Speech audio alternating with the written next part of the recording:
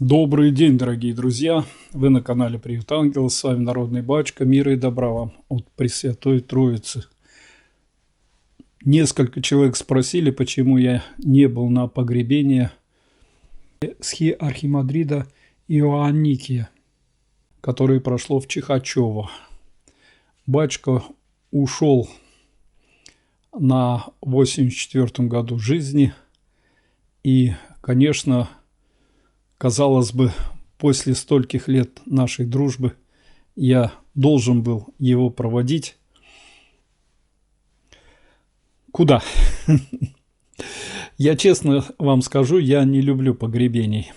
После того, как начали уходить мои близкие, после погребения мамы, я почему-то разлюбил кладбище и не был на погребении очень близких мне людей. Ну, например, митрополит Петерима, с которым мы достаточно долго дружили, архимандрита Наума, который мой духовник был больше 30 лет. Ну и отца Иоанникия, конечно, казалось бы, я должен проводить, но мы с вами провожаем тело. Мы его погребаем, это тело, погребаем на хранение в мать нашу родную землю, где она покажет, что это тело из себя представляло, и если он святой, то мощи останутся святые. Очистит она это тело от земных страстей, и когда-нибудь оно будет явлено всем на поклонение, на посредничество между самим святым, который имел это тело в течение жизни, ну и с Богом. Мы все с вами представляем трехчастное, можно так сказать, создание Божие, в котором тело, душа и дух либо делают одно дело, готовятся к Царствию Небесному, либо делают разные дела, живут в разброд, и в этом разброде так и не понимают, зачем они на эту землю приходили.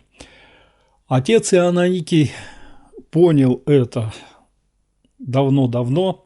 Еще раз повторяю, я его знаю больше 30 лет, и когда он приехал в Чихачево и начал в нем служить, то все, что он здесь начал делать, было связано с его служением Господу. Почему вот я увидел, что огромное количество, например, пестяковских жителей посмотрело, отметилось на моих сайтах, попросили у Господа Царствия Небесного отцу Иоанникию, а потому что он тут перекрестил половину пестяков. Когда он приехал, здесь огромное количество было некрещенных, священника не было, он один появился в этом районе, и поэтому огромное количество крестил. Потом я продолжил это дело, и еще несколько тысяч покрестили, чтобы было здесь христианское, чтобы община была христианская в этом регионе, в этом месте, куда нас Господь послал, где мы и должны созреть для Царствия Небесного.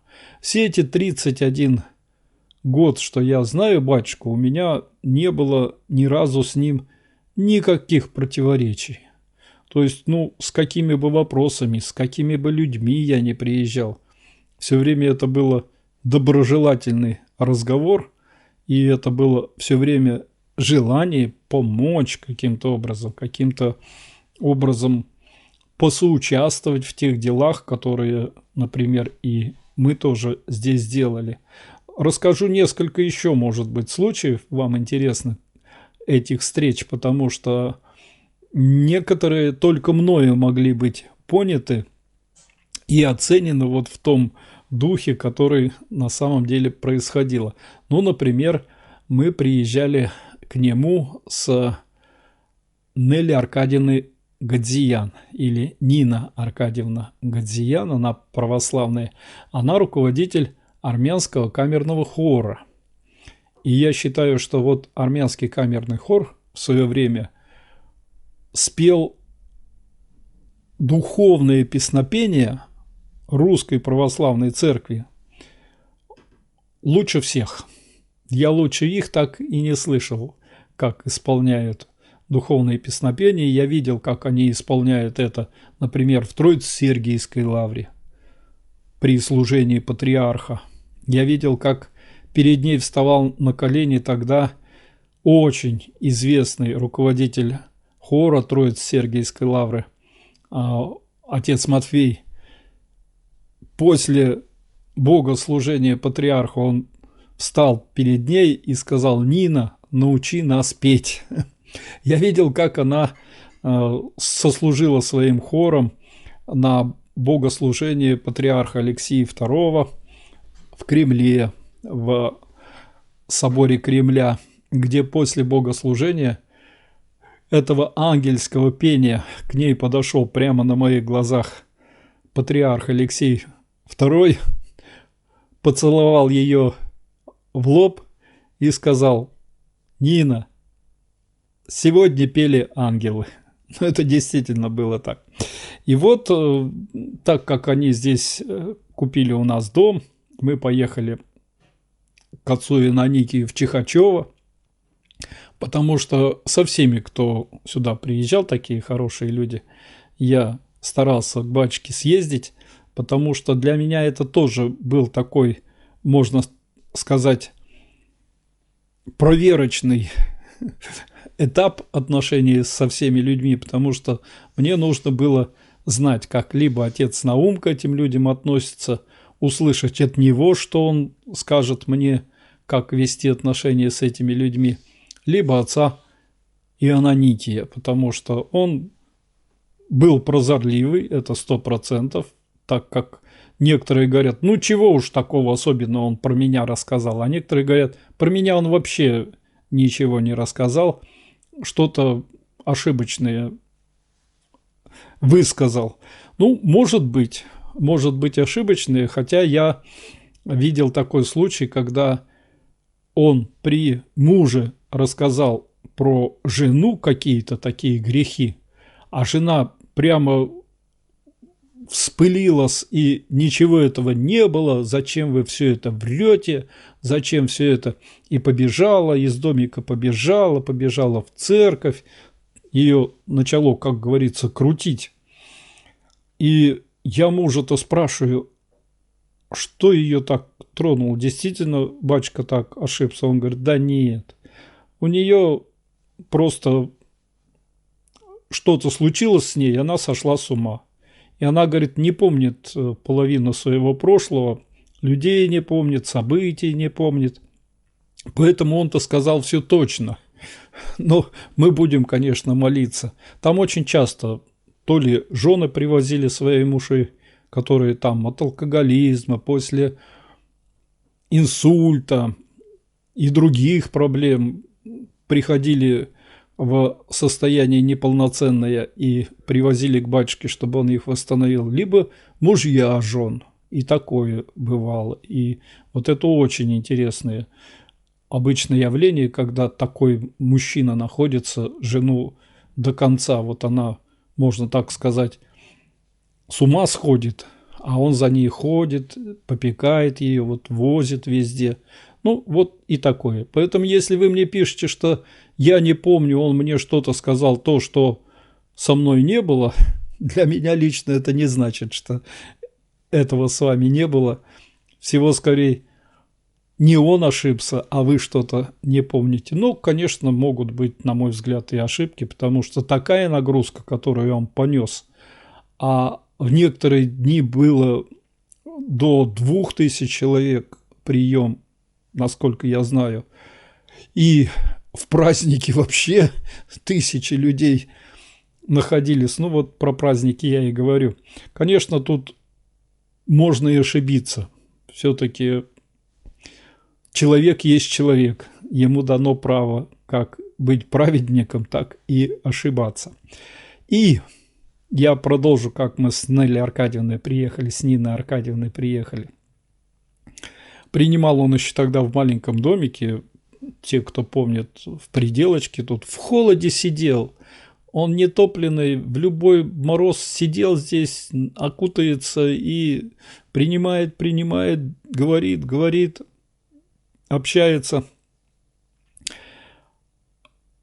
Нелли Аркадьевна была человек не гордый, но себя считала не хуже всех, грубо говоря. Она очень вежливо разговаривала со всеми, кто явно ниже ее по мышлению, уж тем более по заслугам, и очень вежливо с иронией была к тем, кто старается поставить себя выше нее. Это было очень интересно. Маленькая такая женщина, которая просто-напросто, когда кто-то пытался ее унизить, отворачивалась от этого человека и тихонечко уходила, никогда не заводя с ним каких-то скандалов. Я очень боялся, как она отнесется к отцу Ионаники. И батюшка встретил ее, как обычно, и говорит, ну, там для ускорения всей этой деятельности он часто подсказывал на колени. Вот это у отца Наума тоже был, ну, у всех старцев, потому что некоторые придут и в растерянности не понимают, что делать. А она ему и говорит, а какие колени? Он говорит, вставай на колени, исповедаться будем. Зачем на колени? Исповедаться? А зачем исповедаться? Я ничего плохого не сделала. Я думал, сейчас тут будет легкий такой, значит, скандал, начнется разбирательство, что тут это. Но он говорит, ну, не сделал, так не сделал, давай побеседуем. Ой, как они любезно беседовали, как она ему что-то сказала про пение, а он ведь в Троице-Сергиевской лавре когда-то жил. И вот он так этим увлекся, я-то не знал, что он вообще что-то понимает в пении, потому что, ну, в деревне священники часто ничего не понимают в пении, поют одним 8 гласом, но батюшка разбирался в этом. И когда мы вышли с ней, Нелли Аркадьевна сказала, хороший батюшка, не зря мы сюда приехали. Для меня была такая оценка, потому что после, значит, стояния на колени Матфея, после целования ее патриархом, услышать, что она какого-то батюшка где-то в Чихачево, который ее пытался поставить на колени, что он хороший, была очень серьезная оценка. Вы спрашиваете, чем в нем восхищен, что ли, или такой комментарий поступил, за что вы его любите? И я вам скажу, что, слушайте, ну, не один я его люблю. Посмотрите, вот погребение чин мне прислали, это с видеокамеры наблюдения, запись, сколько было народу, что, конечно, очень многим ехать было издалека. Только у меня просмотрело на моих интернет-ресурсах больше 20 тысяч человек. Огромное количество тех, кто пожелал Царствию Небесному ему на этих ресурсах. Огромное количество тех, кто поставил так называемые положительные отношения к тому, что происходит. И я очень удивлен. Всего 2 плохих комментария. 2. Ну, нашлось все-таки 2 дурачка, которые сказали, что это секта. И еще кто-то, что ой, он там все прибрал к своим рукам. Все документы на его имя. Вот. И меня очень удивляет, как все-таки ложь, она проникновенна. Вот как нам нравится многим ложь на какого-то человека, поскольку ты становишься лучше. когда вот тот многими признанный человек вдруг оказывается плохой во лжи, ты начинаешь себя считать лучше. Но я не был, потому что они вот такие. Я не хожу в церковь, потому что вот в ней служат вот такие и так далее и тому подобное. Вот этим ложь сильна. И поэтому этой ложью и пытались все время всех наших старцев утопить. И я вот не знаю в истории нашего старчества, кто бы был благополучен в своей жизни и деятельности, чтобы прошел вот без такого всю свою жизнь. Уж мои любимые Игнатий Бринчанинов, епископ Феофан Затворник Вышинский, казалось бы, ну, епископами были, и при этом и на них были и клевета, и гонения, и всяческие, значит, наветы, и отвержения и так далее. В современном нашем существовании, в современной нашей жизни я самых моих любимых, отца Василия Родзянко, с которым я общался, видел на него клевету и ненависть к нему. Отец Петерим Нечаев, с которым мы дружили, видел на него клевету, ненависть, гонение на него видел. Он мне рассказывал все переживания при этом, когда его вот так напрасно гнали и что с ним делали. Величайший, на мой взгляд, был иерарха нашей церкви, и, конечно, очень жаль, что с ним такое происходило. Я видел, что с отцом Наумом, потому что стоит очередь, там тысячи людей, а рядышком отойдешь, стоят вот там вот. Ему снизу пришлось переехать наверх, потому что внизу проходящие монахи гневались и не любили. То есть это абсолютно нормальное вот такое, на мой взгляд, окружение того, кто идет к святости. И еще раз повторяю, на мой взгляд, гонимость – это одна из признаков, что человек к святости идет. И поэтому восхищения, которые были у меня к отцу Иноникию, конечно, были связаны и с его, можно так сказать, хозяйственной деятельностью. Ведь он взял храм, еще раз повторяю, там никакой деревни не было, стояло 3, можно так сказать, брошенных дома. Никакого хозяйства не было.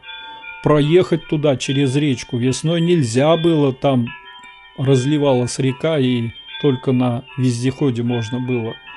Вот дорога была обычная, в поле грязнущая дорога, по которой еле проедешь. Нет, она старая, она когда-то через Нижний Ландих туда выходила, через Чихачево, но заброшенная, вся разрушенная, все это. Поэтому, видя, как он в каком-то сельском храме вдруг получает какие-то средства, которые дают ему возможность все это обустроить, я был удивлен и восхищен. Нет, у меня тоже эти средства от знакомых и от тех, кто приезжал из Москвы, шли, и мы тоже здесь и храм восстанавливали, и парк делали, и все остальное, значит, старались сделать, помогать старались нищему в то время народу. Вы только вспомните эти 90-е годы. Я сюда машинами благотворительность привозил из Москвы, раздавал макароны, крупу, масло какое-то. И эту же благотворительность очень часто забирал в Чихачево, когда я приезжал туда. Батюшка делился тем, что и мы в храме раздавали, мы в храме делали подарки детям каждое Рождество. До 1000 подарков собирали, потому что и детям, и старикам все это раздавали. И это было, в общем-то, нормально, что человек получил средства и делает что-то на эти средства. Ради чего? Где делает? К храму. Дорогу к храму делает. Делает стоянки для тех, кто приезжает. Делает проживание для тех, кто туда едет. Кроме простого проживания, Мы занимались здесь наркоманами, через нас прошло больше 50 ребят, которых мы спасали. Большинство выжило. Есть, конечно, те, кто погибли, но большинство выжило. Мы со всеми, кто приезжал, обязательно ездили в Чихачево. Мне надо было, чтобы батюшка с ними и поговорил, и благословил, и помолился за них. Так вот, один из приездов, группа была человек, наверное, 10 или 15, я батюшке пожаловался, говорю: батюшка, ну жить нам негде. Никак я с Пестяковской администрацией не могу решить этот вопрос. Пытались они нам, вроде начали отдавать здание рядом с храмом. Там было КБО или дом быта. Мы хотели там сделать приют, сделать для паломников. И вдруг глава администрации оформлял, взял и купил на себя это здание, а потом взял и продал торговцам. Вместо того, чтобы у нас приют, мы у храма получили магазин прямо за алтарем. Так вот, я ему говорю: батюшка, ну вот сложно у нас там жить-то, мы, может быть, и больше бы. Ну хорошо, да. Раз, слышу, через некоторое время он открыл приют. В него вселилось около 30 наркоманов.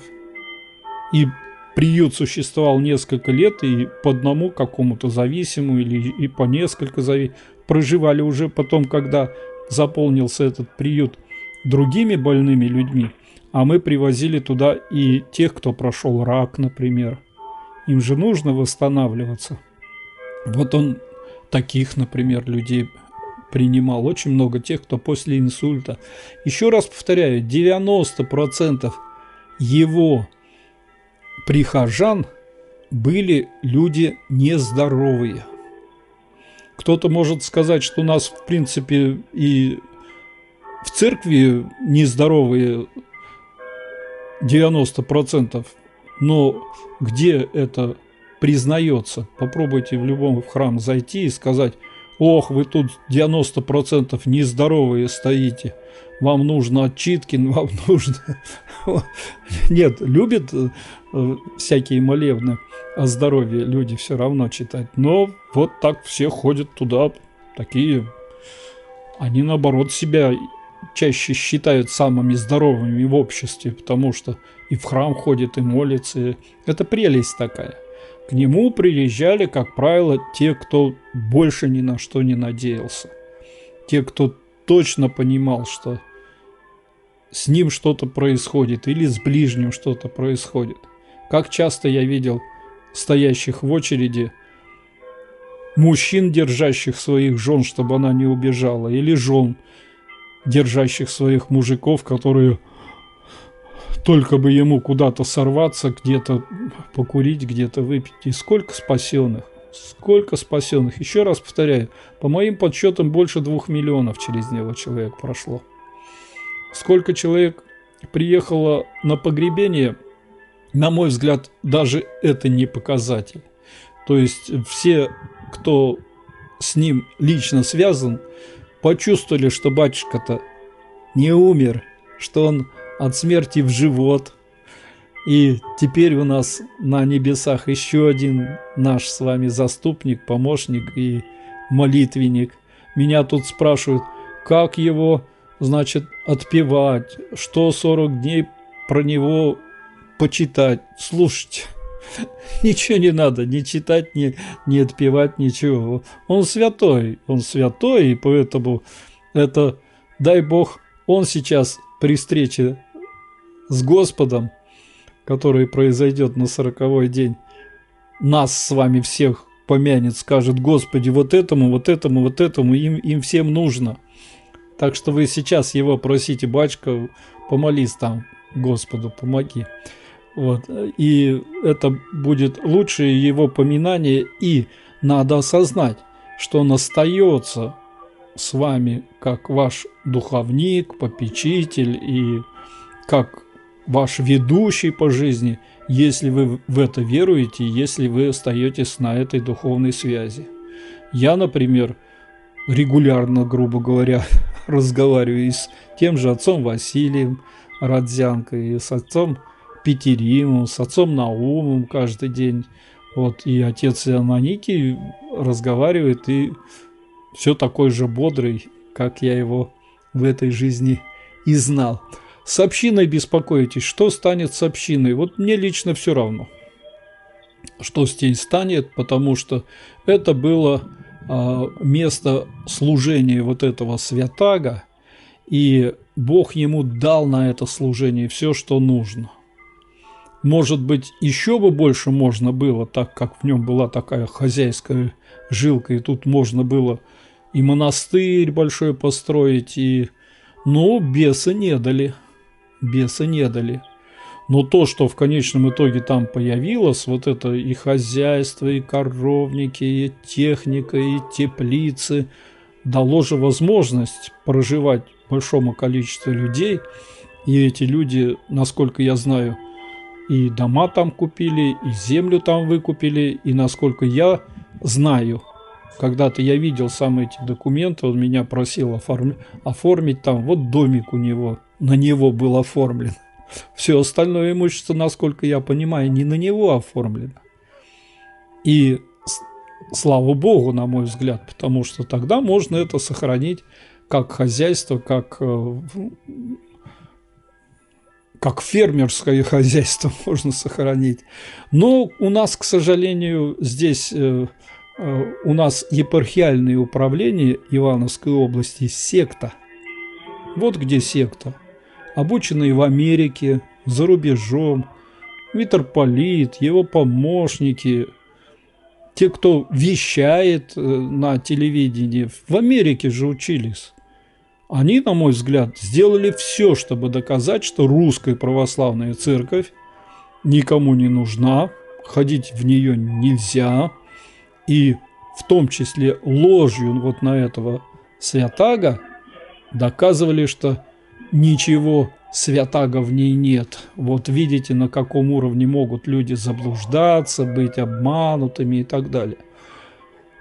Секта отличается от церкви очень простой вещью – агрессивностью, человеконенавистничеством, нехристианским отношением. В Чихачево я ни разу этого не встретил. Уж какие-то придирки бывали, но ложкой одной нужно кушать и первое, и второе. Спать нужно на каком-то тюфячке. Но это все придирки людей избалованных, не понимающих, куда они приехали и что они тут делают. Но они никого не приводили к жизни разрушенной, а то и к смерти.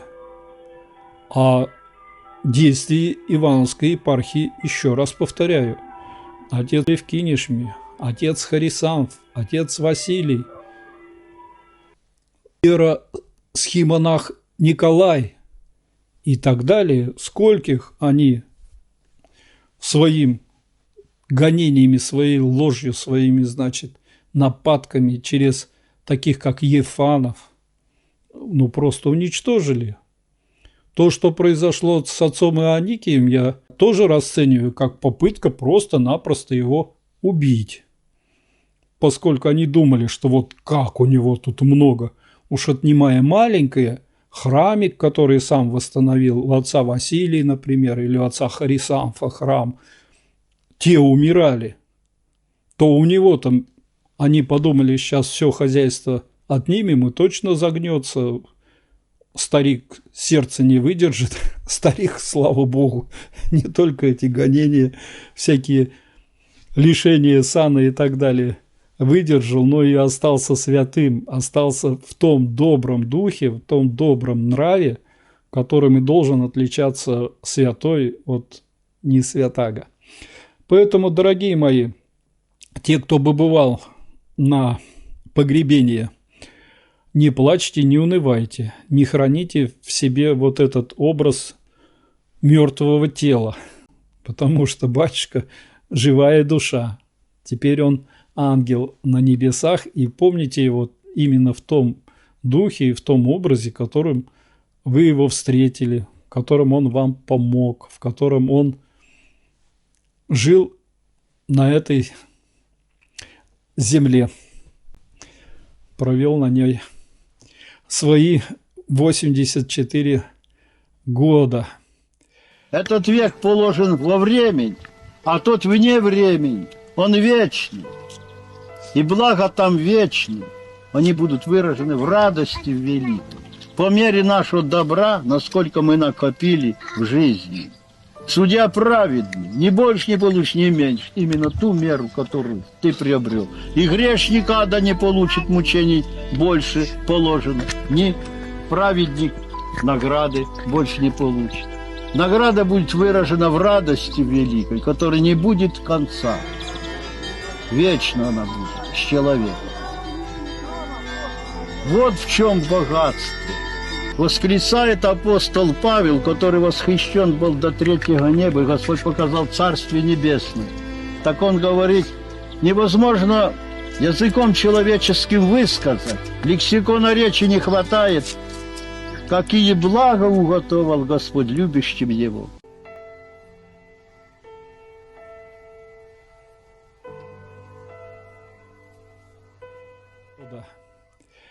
И только в заключение хочу сказать, не надо шарахаться от места к месту. Даже если этой общины больше не будет и служить там будет некому, это не значит, что все закончено. Есть продолжение. Вы можете пойти в любой храм своего населенного пункта,